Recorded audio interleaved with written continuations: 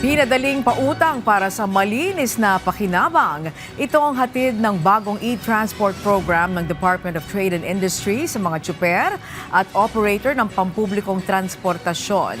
Ang benepisyo niyan alamin sa sentro ng balita ni Jeremy Piscano.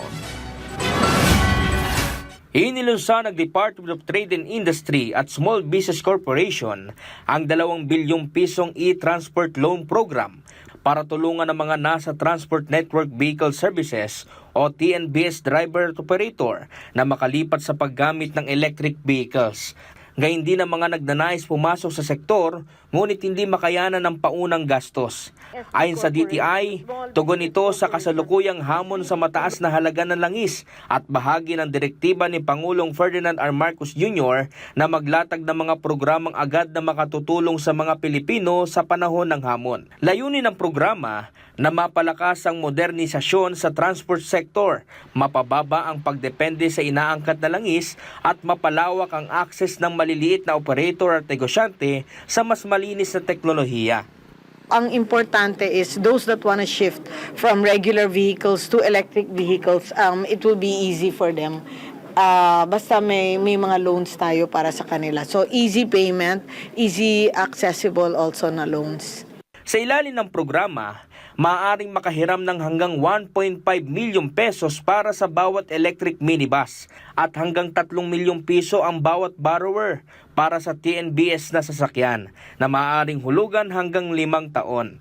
May option din sa grace period na 0, 6 o 12 buwan kasama ang hanggang 1 taong palugit sa pagbabayad para mas makabangon at makapagsimula ang mga naghiram.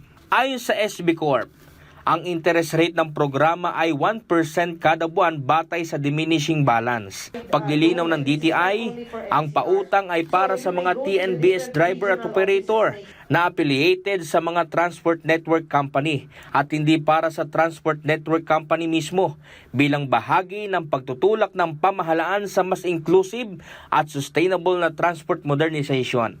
Positibo naman ang tanggap ng mga nasa transport sector, lalo na sa panahong matagal nang pinapasa ng mga operator at driver ang taas bawas sa presyo ng mga produktong petrolyo. Sa panahon nito na krisis tayo, hindi lang sa ating bansa, ang buong mundo'y krisis ngayon sa petroleum product, ito na yung pagkakataong mag-switch na tayo sa e-vehicle. At matagal na itong pinag-uusapan.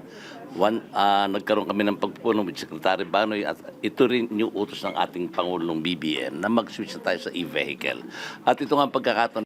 Binigyan diin ng DTI na hindi lamang ito tungkol sa pagpapalit ng sasakyan, kundi pagbibigay rin ng mas predictable na operating cost at mas matatag na pagkakakitaan para sa mga nasa transport sector.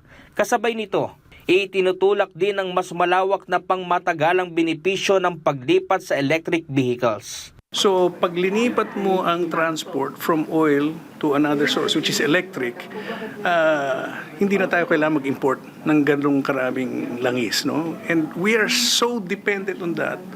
And so ito yung this is not only for transport, this is also for national security. Jeremy Piscano para sa Pambansang TV sa Bagong Pilipinas.